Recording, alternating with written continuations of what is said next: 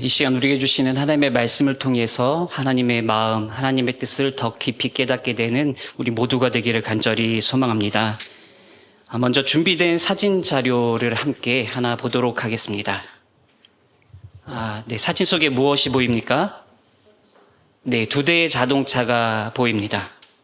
자, 여러분, 그렇다면 이 두 자동차의 차이가 무엇인지 혹시 알 수 있을까요? 네, 색이 다르고. 그런데 먼저 큰 차이점은요. 하나는 일반 승용차이고 또 하나는 경주용 자동차입니다. 우리가 겉으로 볼 때는 두 자동차가 크게 달라 보이지 않죠. 그런데 겉모습이 아니라 이 두 자동차의 내부를 보면 이 자동차가 다르다라는 것을 우리가 알 수 있습니다. 한번 두 차량의 내부 사진을 한번 볼까요? 네, 왼쪽 사진은 일반 자동차의 내부 사진이고요. 오른쪽 사진은 경주용 자동차의 내부 사진입니다. 일반 승용차의 내부 사진을 보면 우리가 어디서나 쉽게 볼 수 있는, 접할 수 있는 자동차의 모습입니다. 하지만 경주용 자동차의 내부 사진을 보면요, 일반 승용차와 많이 다르다는 것을 바로 알 수 있습니다. 가장 먼저 어떤 차이점이 있을까요? 경주용 자동차에는 운전석 외에는 다른 의자들이 하나도 없습니다. 그리고 이 사진에서는 자세히 보이지 않지만 경주용 자동차에는 또 무엇이 없느냐? 오디오도 없고요. 더운 여름을 시원하게 해주는 에어컨도 없습니다. 그리고 우리가 일반 승용차에서 쉽게 볼 수 있는 편의 장치들이 경주용 자동차에서는 하나도 볼 수가 없습니다. 네, 사진은 여기까지만 보도록 하겠습니다. 자, 그렇다면 여러분, 경주용 자동차 내부는 왜 일반 승용차와 크게 다른 것일까요? 왜 경주용 자동차 내부에는 일반 승용차에 있는 것들이 전혀 있지 않는 것일까요? 이유는 간단합니다. 잘 달리기 위해서입니다. 경주용 자동차가 잘 달리기 위해서는요, 무엇보다 무게가 가벼워야 합니다.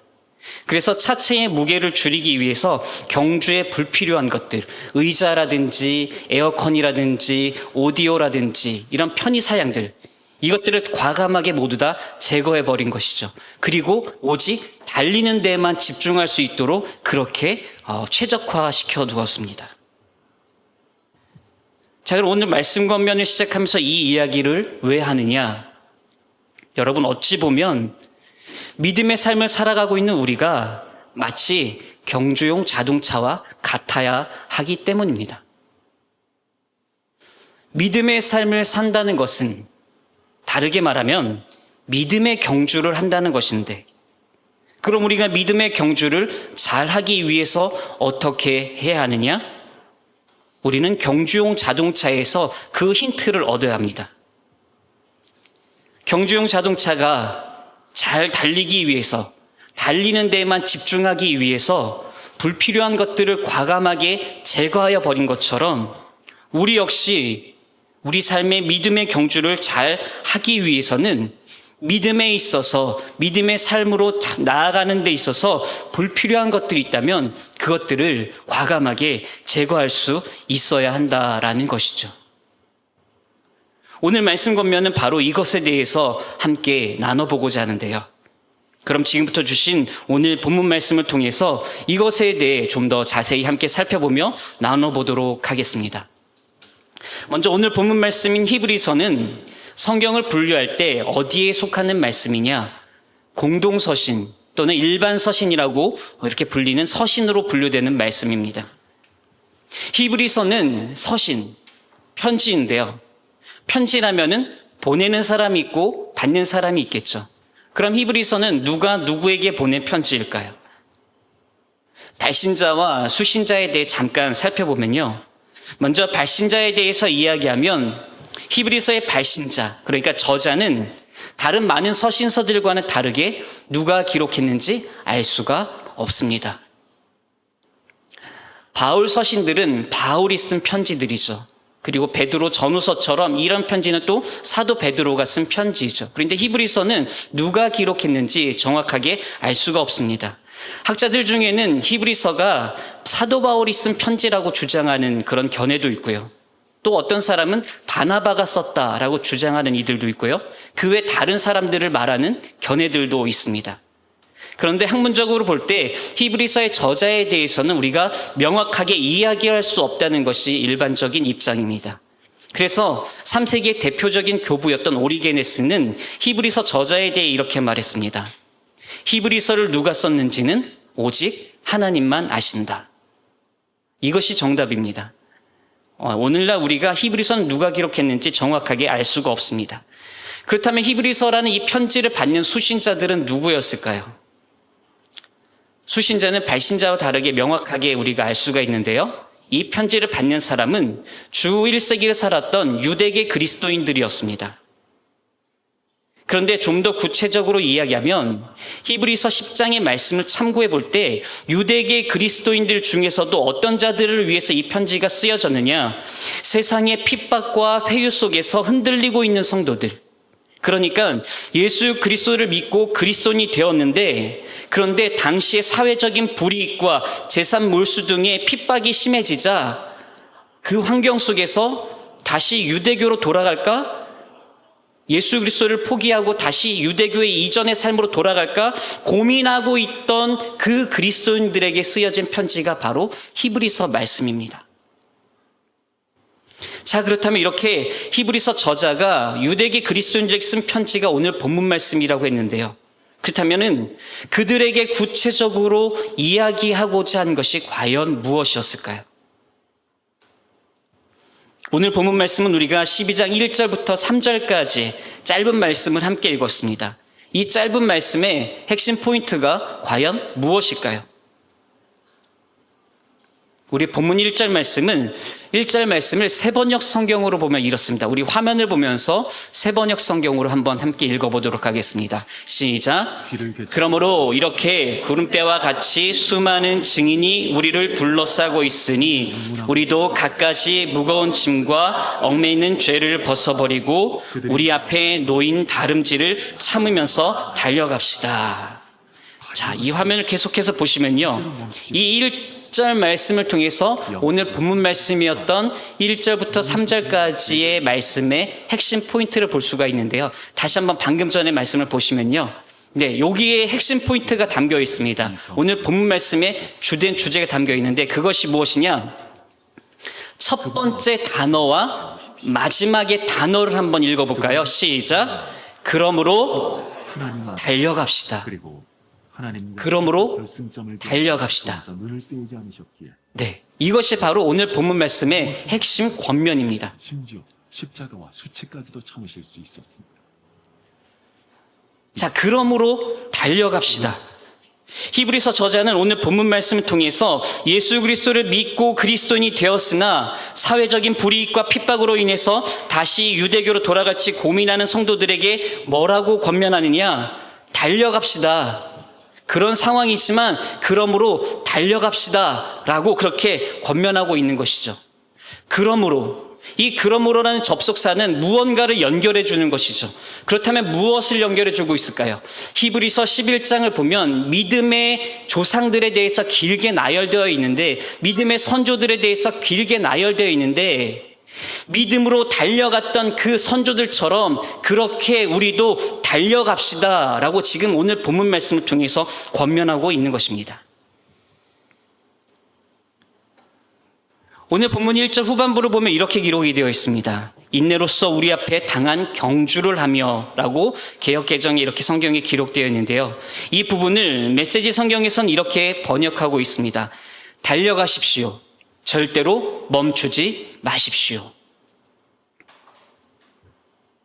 여러분, 저자는 지금 힘들고 어려운 외적 환경으로 인해서 다시 이전의 삶으로, 다시 유대교로 돌아갈까 고민하고 있는 성도들을 향해서 믿음의 경주를 멈추어서는 안 됩니다. 절대로 포기해서는 안 됩니다. 우리는 계속해서 달려가야 합니다. 라고 지금 그렇게 권면하고 있는 것이죠.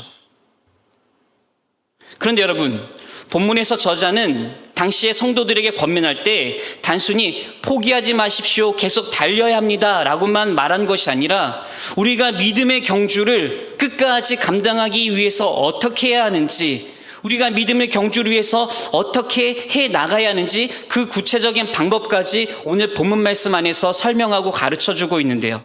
그렇다면 저자가 이야기하는 그 구체적인 권면이 무엇이냐? 그 방법은 크게 두 가지로 볼 수가 있습니다. 먼저 첫 번째는 오늘 본문 1절에 기록되어 있는데 이렇게 기록이 되어 있습니다. 모든 무거운 것과 얽매이기 쉬운 죄를 벗어버리고. 자, 믿음의 경주를 위해서 우리 삶의 무거운 것과 죄를 벗어버리고 달려가야 한다라고 권면해주고 있습니다. 여러분, 말씀 권면을 시작하면서 제가 이야기했던 그 경주용 자동차를 다시 한번 머릿속에 생각해 보십시오. 경주용 자동차가 잘 달리기 위해서 먼저 어떻게 해야 한다고 했습니까? 그 내부에 불필요한 것들을 모두 제거해야 한다고 했습니다. 의자이든지 오디오든지 에어컨이든지 경주에는 필요 없는 것들, 경주에 오히려 방해가 되는 것들이 있다면 그것들을 모두 제거하고 경주에만 집중할 수 있도록 그렇게 차 상태를 최적화시켜야 한다고 했죠. 그런데 우리도 마찬가지입니다. 우리가 믿음의 경주를 해 나감에 있어서, 우리가 믿음의 경주를 하는 데 있어서 만약 우리 삶 가운데 불필요한 것들이 있다면 우리는 그것들을 믿음으로 과감하게 벗어버릴 수 있어야 한다는 것입니다. 우리 삶에서 제거해낼 수 있어야 한다는 것이죠. 그렇다면 우리 삶의 무거운 것들이 과연 무엇이냐? 우리의 믿음의 경주를 방해하는 우리의 무거운 것이 과연 무엇이냐? 그것은 사람마다 다 다릅니다. 저마다 무거운 짐이 되는 것들이 다 다른데요. 그런데 가장 대표적인 것 되는 것들 몇 가지만 이야기해 보면요. 먼저 누군가에게는 돈이, 재물이, 물질이 인생의 무거운 것이 될 수 있습니다. 마태복음 19장을 보면 한 부자 청년이 나옵니다. 이 부자 청년은 평소에 율법을 지키면서 종교적으로 성실하게 살았던 사람인데, 그런데 어느 날 그가 예수님께 이렇게 물었습니다. 선생님이여, 내가 무슨 선한 일을 하여야 영생을 얻으리이까? 이때 예수님이 그 부자 청년에게 뭐라고 말씀하셨을까요? 성경에 이렇게 기록되어 있습니다. 내가 온전하고자 할진대 가서 너의 소유를 팔아 가난한 자들에게 주라. 그리고 와서 나를 따르라. 이렇게 예수님이 청년에게 이야기하셨습니다. 그러자 그 청년이 예수님의 이 말씀을 듣고 어떻게 반응했는지 아시나요? 네, 근심하며 돌아갔다라고 성경에 기록되어 있습니다. 여러분, 그 청년은 왜 근심하고서 자신의 삶의 자리로 돌아갔을까요? 그것은 간단합니다. 그에게 있어서 물질이, 재물이 삶에 있어서 무거운 짐이 되었기 때문입니다. 그것이 그 인생에 있어서 예수님보다, 하나님 나라보다 더 큰 자리와 가치를 차지하고 있었기 때문에, 그 인생에서 무거운 것이었기 때문에, 그래서 그는 예수님의 말씀을 듣고도 따르지 못하고 근심하며 오히려 그 무거운 것이 짓누르고 있는 삶의 자리로 돌아가고 말았던 것입니다.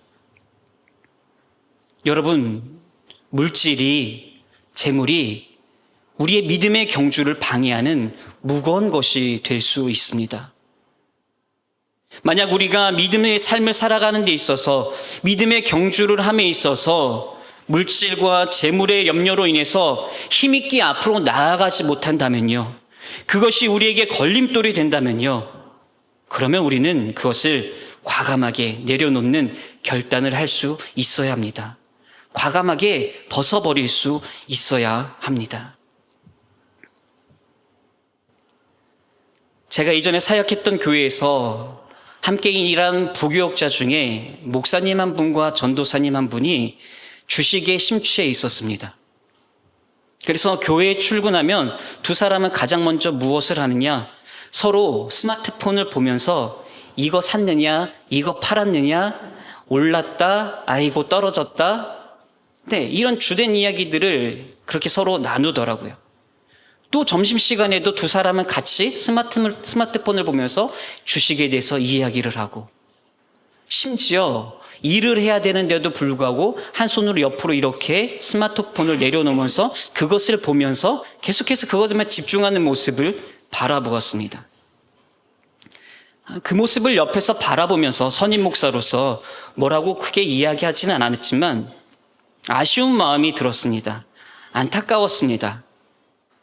왜냐하면 그들에게는 지금 바라보고 있는 저 주식이 그들 삶의 무거운 짐이 아니었나, 무거운 것이 되고 있는 것은 아닌가라는 생각을 했기 때문에 무척 안타까웠습니다. 그런데 여러분, 오해하지는 마십시오. 재물이 곧 죄다, 주식을 하는 것이 곧 죄다, 그 이야기를 하는 것이 아닙니다. 부자가 되는 것, 물질을 얻는 것, 이것이 잘못된 것이다 라고 말하고자 하는 것이 아닙니다. 만약 이것이 우리 마음의 주인이 되어서 우리가 이것에 예수님보다 더 많은 시간을 쏟고 예수님보다 이것을 더 많이 사랑하고 더 많은 관심을 기울인다면, 그럼 그것이 우리 인생의 무거운 것이 되기 때문에, 우리의 믿음의 경주에 있어서 걸림돌이 되기 때문에, 진정 우리가 믿음의 경주를 힘있게 해나가기 위해서는 결단하고 내려놓을 수 있어야 한다는 것, 그것을 이야기하고자 하는 것입니다.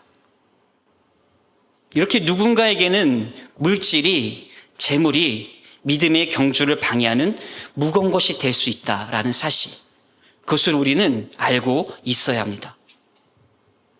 자, 그럼 또 무엇이 우리의 믿음의 경주를 방해하는 무거운 것이 될 수 있을까요? 때로는 많은 일이 우리에게 무거운 것이 될 수도 있습니다. 누가복음 10장을 보면 마르다와 마리아의 이야기가 나오는데요. 예수님을 섬기기 위해서 많은 일로 분주했던 마르다는 결국 예수님께 그의 불편한 마음을 이야기했는데, 그때 예수님께서 마르다에게 뭐라고 말씀하셨느냐? 너가 많은 일로 염려하고 근심하나 몇 가지만 하든지 혹은 한 가지만이라도 족하니라 라고 말씀하셨습니다. 당시에 마르다는 자신의 많은 일로 인해서 마음이 분주했고 그 마음이 나뉘었고, 그래서 예수님을 향해야 할 시선이 오히려 다른 곳으로 향하게 되었는데, 일로 향하게 되었는데, 그 일이 예수님으로부터 멀어지게 한, 예수님께 다가가지 못하게 한 무거운 것이 되고 말았던 것입니다. 여러분, 이것은 우리에게도 마찬가지입니다.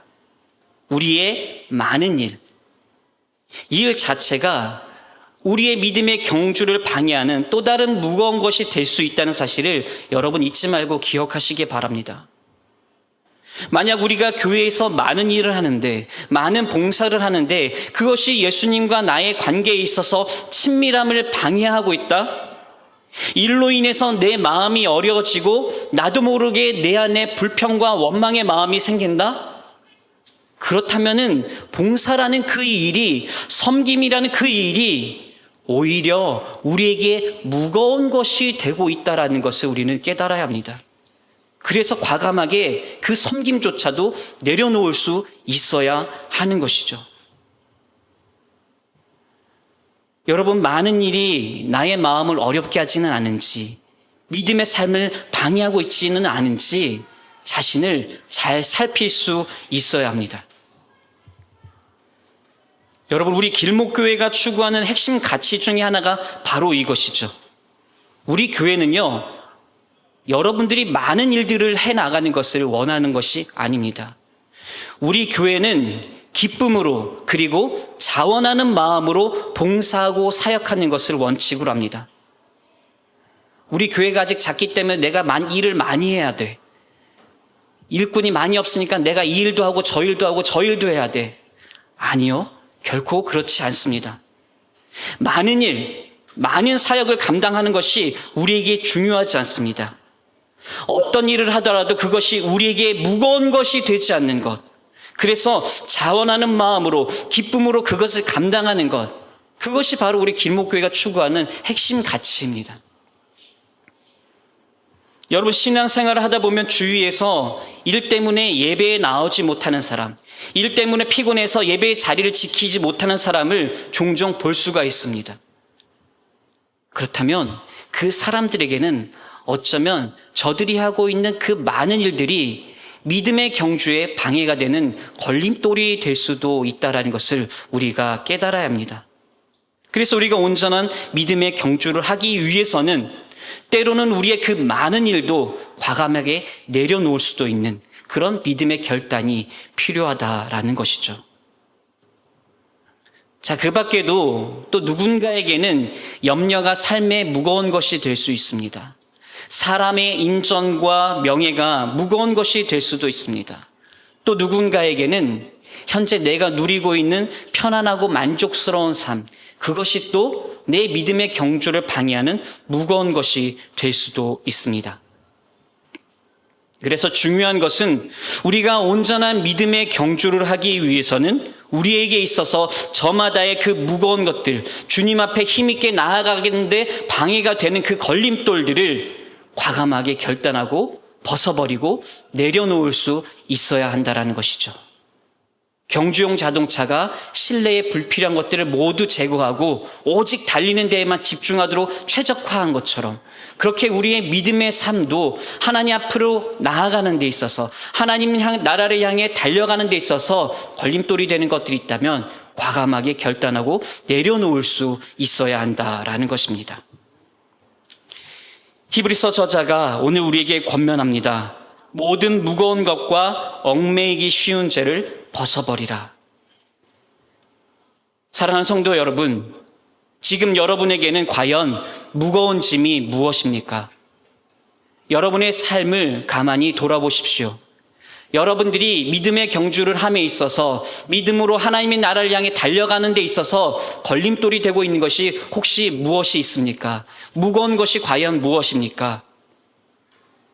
만약 우리의 마음을 어렵게 하고 힘들게 하는 것이 있다면, 우리의 믿음의 항해를 방해하는 것이 있다면, 믿음의 경주에 걸림돌이 되는 것이 있다면 그것이 무엇이든지 우리가 결단을 통해서 내려놓고 오직 하나님 나라를 향해서 집중하여 달려나갈 수 있는 저와 여러분 모두가 되시기를 간절히 소망합니다.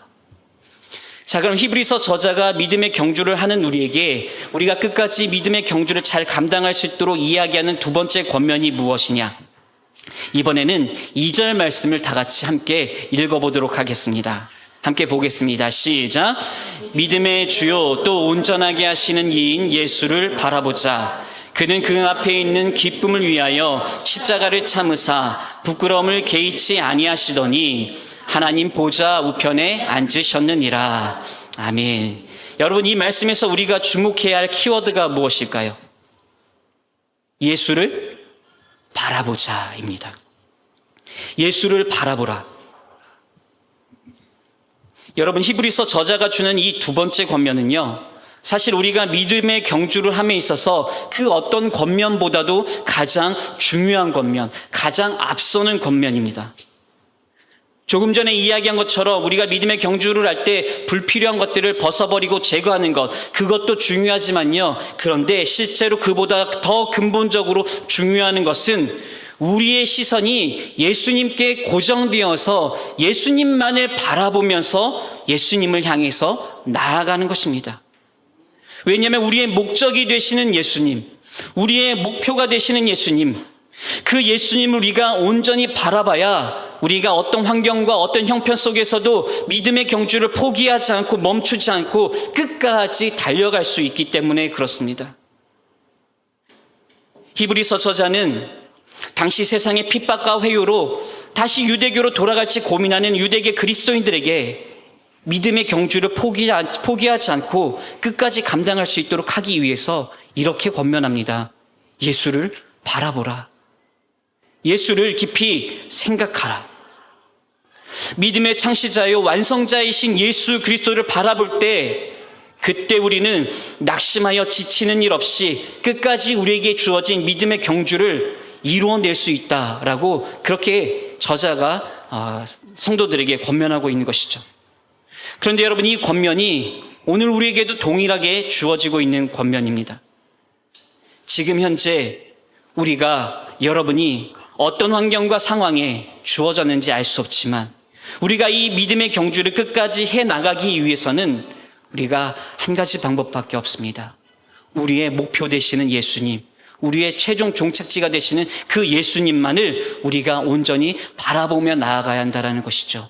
예수님으로부터 시선을 옮기지 않고 끝까지 예수님께 우리의 시선을 고정할 때, 그때 우리는 우리의 모든 환경과 형편 속에서도 포기하지 않고 끝까지 믿음의 경주에 임할 수 있게 되는 것입니다. 여러분, 우리는 연약한 존재인지라 때로는 육체적으로 또 때로는 영적으로 지칠 때가 있습니다. 기도를 했는데 아무리 기도해도 하나님의 응답이 오는 것 같지는 않고, 또 세상 속에서 내가 그리스도인으로서 선하게 사는데 선하게 살아가는 내 삶이 오히려 손해되는 것 같은 느낌이 들고, 또 내가 기도하면서 어떤 일을 추진하고 있는데 그런데 결과가 막상 좋지 않을 때가 있고, 이렇게 우리는 영적으로도 낙심하고 지칠 수가 있을 때가 있습니다. 그런데 그럴 때 우리에게 중요한 것이 무엇이냐? 다시 힘을 내어서 내가 무언가를 하려고 노력하는 것이 아니라, 그럴 때 오히려 예수님을 더욱 바라봐야 한다는 것이죠. 우리의 시선을 더욱 예수님께 고정시켜야 한다는 것입니다. 우리가 온전히 예수님을 바라볼 때, 예수 그리스도를 깊이 생각할 때, 예수님께 우리의 시선을 고정할 때, 그때 우리가 믿음의 경주를 끝까지 잘 감당할 수 있다고 히브리서 저자가 권면하고 있습니다. 그러니 성도 여러분, 여러분도 예수님을 끝까지 바라보십시오. 여러분이 달려야 할 그 믿음의 경주에 있어서 예수 그리스도를 끝까지 바라보십시오. 여러분의 시선을 다른 데 옮기지 말고 예수님만 바라보면서 여러분 주위를 바라보지 말고 힘있게 나아가십시오. 그래야 우리가 믿음의 경주를 끝까지 잘 감당할 수 있을 줄 믿습니다. 여러분, 믿음의 경주의 중심은 예수 그리스도입니다. 그 중심 되시는 예수님을 우리가 온전히 바라볼 때 우리의 모든 믿음의 경주가 예수님 안에서 아름답게 완성될 줄로 믿습니다.